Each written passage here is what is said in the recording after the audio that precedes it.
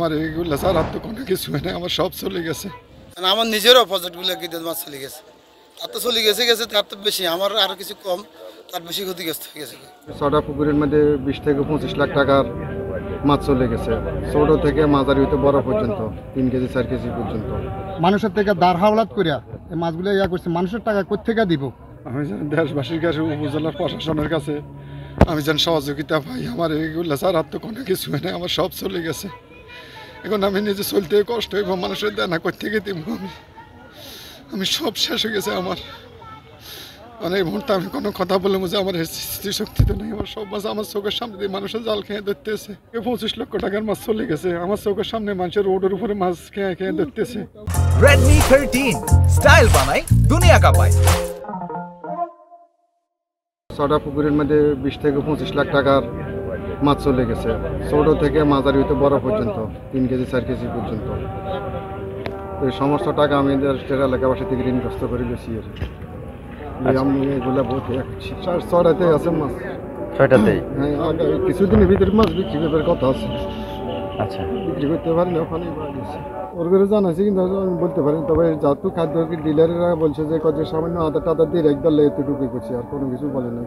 Total 20 থেকে 25 লাখ টাকা না, ব্যাংক লোক নামে এলাকাবাসী থেকে বন্ধু বান্ধব একটু কিছু সুদ দিয়েছি, আবার কিছু বন্ধু বান্ধবের সহযোগিতা করছিল। প্রশাসনের কাছে একটু সহযোগিতার হাত বাড়াতে চাই, এটাই।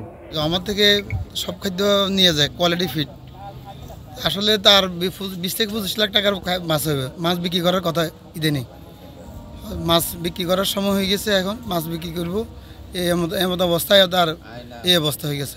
কারণ আমার নিজেরও প্রজেক্টগুলো কি মাছ চলে গেছে, তার তো চলে গেছে তার তো বেশি, আমার আরও কিছু কম, তার বেশি ক্ষতিগ্রস্ত হয়ে গেছে। তাদের কাছে বলছে হয়তো কিছু খাদ্য দিয়ে রাখেন, আসলে তো কেউ চলে যাইলে, সবাই তো ব্যবসা করতে যায় লাভে খুঁজে, আসলে কেউ কারোর দিকে চাইবে এটা করে না। করলে একজন সাহায্য করলে করতে পারে, যদি সরকার করে তাহলে ভালো কিছু করতে পারে, কিন্তু আসলে কোনো কোম্পানি বা কোনো এইভাবে দেখে না। তারা পরামর্শ দিচ্ছে যাতে আপনি কিছু সামান্য খাদ্য দেন, মাছ যদি থাকলে না থাকলে আর কী করবেন, এটা ভাগ্য খারাপ, এইভাবেই বলে তারা।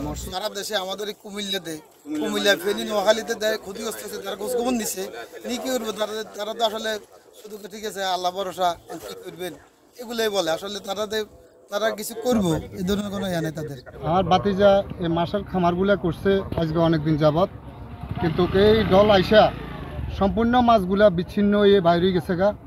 মানুষে মনে মনে মাছ নিতেছে, এই লোক তো এই মাছের ফিশারির কাছে আইলে কাম দিতে, ওই টাকা পয়সাগুলা সম্পূর্ণভাবে ঋণ লইয়া ওই মানুষের থেকে দাঁড় হাওলাত করিয়া এই মাছগুলো করছে, মানুষের টাকা কোথেকে দিব? এখন যদি দেশবাসী তার দিকে একটু তাকায় তাইলে মনে করেন যে তার একটু কোনোরকম একটা হইব, না হলে তাই মরণ ছাড়া কোনো উপায়।